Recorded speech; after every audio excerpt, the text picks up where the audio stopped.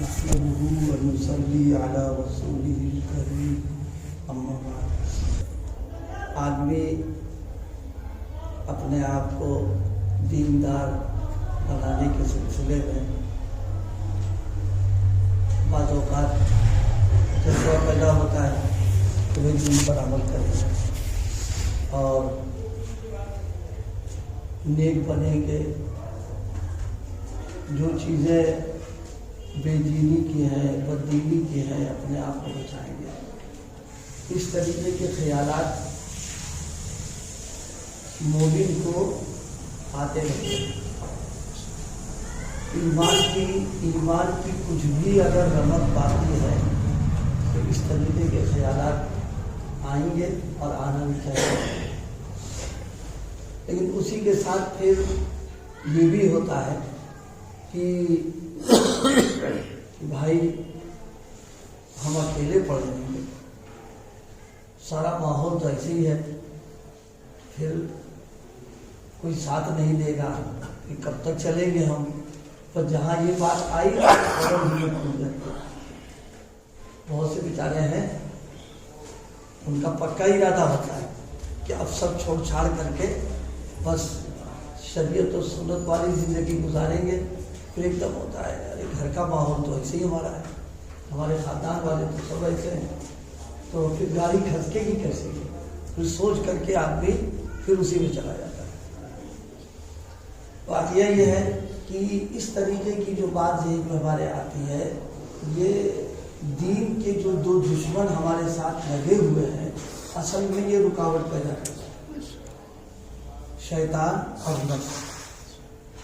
بلکہ اگر یہ کہا جائے کہ شیطان کو بھی نفس ہی نے بہکایا ہے تو غلط نہیں ہوگا، تو بس نفس یہ دشمن ایسا ہے جو اس طرح تدبیر سجا کر کے آدمی کا حوصلہ توڑ دیا، بڑھ جاتا ہے۔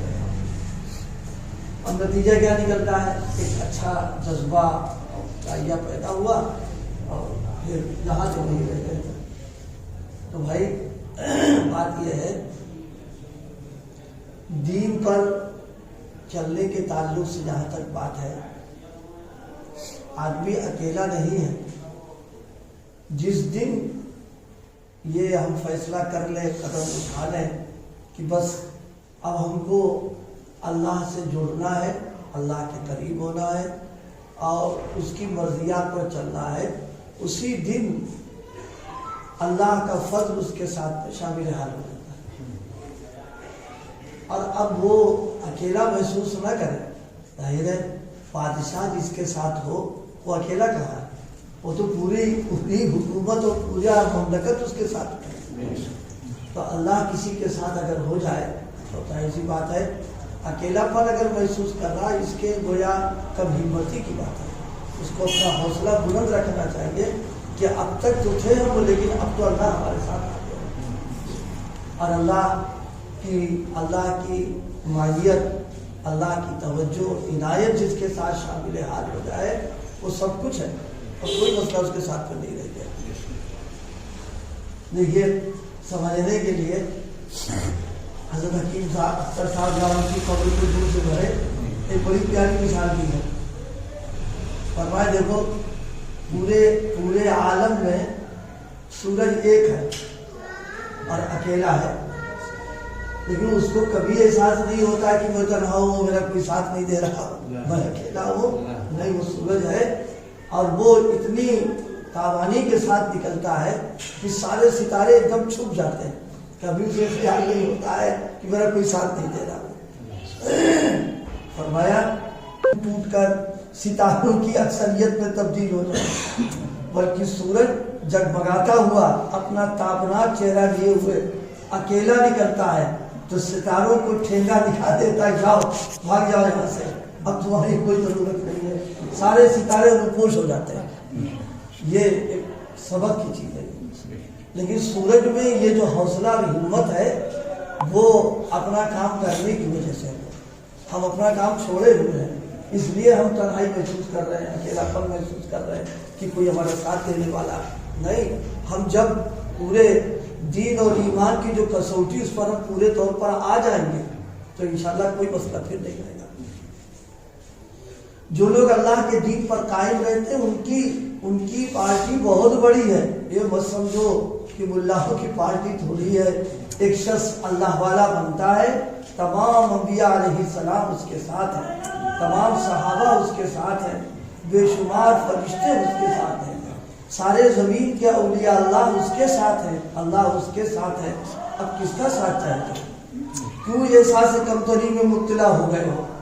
جیسے کچھ حالات آ جاتے ہیں، وہ اللہ پاک ایسا غیبی انتظام کر دیتا ہے کہ جو ہم کو اپنے نظر آتے ہیں کہ ہمارے دور ہو رہے ہیں، وہی پھر وہ ہماری طرف آ جاتے ہیں. یہ اللہ کا نظام ہے. دین میں کشش ہے، مقناطیسیت ہے. مقناطیس جہاں بھی رہے گا لوہے کو کھینچ لے گا. ایسا نہیں کہ مقناطیس ہو لوہا کے اندر لوہے کو کھینچ نہ پائے. دین میں اللہ پاک نے یہ تاثیر رکھی ہے کہ صحیح سچی اور اخلاص کے ساتھ دین پر اگر عمل کر رہا ہے آدمی تو اللہ پاک خود ہی اس کے پاس سمیٹزم کو بھیج دیتے ہیں. فرمایا ستاروں میں دم نہیں کہ سورج کے مقابلے میں آ سکے.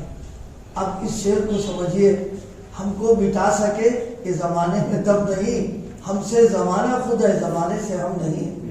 جس طرح ستاروں میں دم نہیں کہ سورج کا مقابلہ کر سکیں، اسی طرح کسی اللہ والے کے مقابلے میں ساری کائنات ایک طرف ہو جائے ان کا بال بگاڑ نہیں کر سکتا. سارا زمانہ اس کا کچھ نہیں بگاڑ سکتا ہے کیونکہ اللہ اس کے ساتھ ہے. بلکہ اس کو بگاڑنے والے بگڑ جائیں گے، اور صرف خود نہیں بگڑتے بلکہ کئی کئی پشت تک بگڑتے چلے جاتے ہیں. کسی ولی اللہ کو ستانے پر صرف ستانے والا ہی نہیں تباہ ہوتا ہے، اس کی کئی پشتوں پر تباہی کے اثرات مرتب ہو جاتے ہیں. بس اللہ پاک ہمارے اندر صحیح طلب پیدا کر دے اور دین میں ہم بننے کا فیصلہ لیں کہ ہم انشاءاللہ دیندار ہیں. پھر یہ تنہائی بنائی کچھ نہیں، اللہ کی نصرت مدد آنا شروع ہو جاتی ہے. ایک بزرگ کے سلسلے میں لکھا ہے، بادشاہ نے بلایا ان کو سزا دینے کے لیے، کیونکہ شاہی زمانہ، شاہی حکومت، سارے اپنے سیاہ سفید کے مالک ہوتے. بلایا، کوئی معاملہ ہو گیا تھا، تشریف لائے تو انہوں نے، بادشاہ نے شاید جلاد کو بلایا ہے کوئی، تو ان کے منہ سے بھی نکل گیا ہے کوئی. انہوں نے جیسے ہی کہا وہ دیوار سے ایک شیر نکل آیا. اب بادشاہ بھی بھاگے، یہ بھی بھاگے. بادشاہ تو خیر آگے، وہ تو بھاگے. یہ اس لیے بھاگے کہ بزرگی تو مطلب یہ تھوڑے نا کہ جو انسانی کمزوریاں وہ ختم ہو جاتی ہیں، ڈر گئے. حالانکہ وہ ان کی وجہ سے آیا تھا نکل کے. انہوں نے کہا ہے کوئی، وہ ایک دم آ گیا فوراً. تو اللہ پاک کی تائید اور نصرت اور مدد غیبی ایسی ہو جاتی ہے کہ آدمی سوچ نہیں سکتا. اور اللہ کا جب معاملہ ہے، دنیا میں حکومت اور گورنمنٹ کا قانون یہ ہے کہ سرکاری ملازم اگر انتقال کر جائے اور اس کے بچے نابالغ ہیں، اس کی بیوی ہے، تو پینشن چلتی رہتی ہے اس کی. جب بیوی مر جائے اور بچے اس کے بڑے بڑے ہو جائے تو پینشن بند کر دیتی ہے.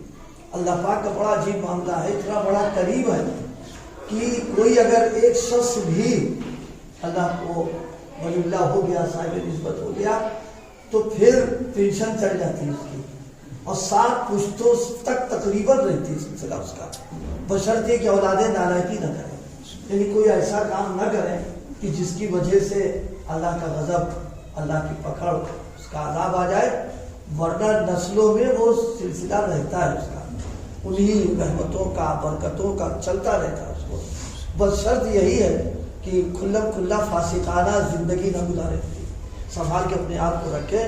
چاہے وہ مجاہدہ، وہ ریاضت، وہ کچھ نہ کرے، بس خالی فرائض واجبات سنت پر چلتا رہے. بس اللہ پاک وہ پینشن کھل جاتی ہے، وہ پینشن چلتی رہتی. لوگ پوچھتے پتہ نہیں کہاں سے کھا رہے ہیں، ارے کہاں سے کھا رہے ہیں. سرکاری ملازم جو مر جاتا ہے تو اس کی بیوی کہاں سے کھاتی ہے، اور بچے کہاں سے آتے. گورنمنٹ کا قانون ہے تو اللہ کی گورنمنٹ تو ہمیشہ کے لیے ہے، وہ کھول دیتی، کھاؤ تم آرام کے ساتھ، اس لیے کہ تمہارے آبا اور اجداد محنت کر کے گئے. لیکن شرط یہی ہے بغاوت مت کرنا. اگر بغاوت کر دو گے تو ہم بند کر دیں گے اس کو.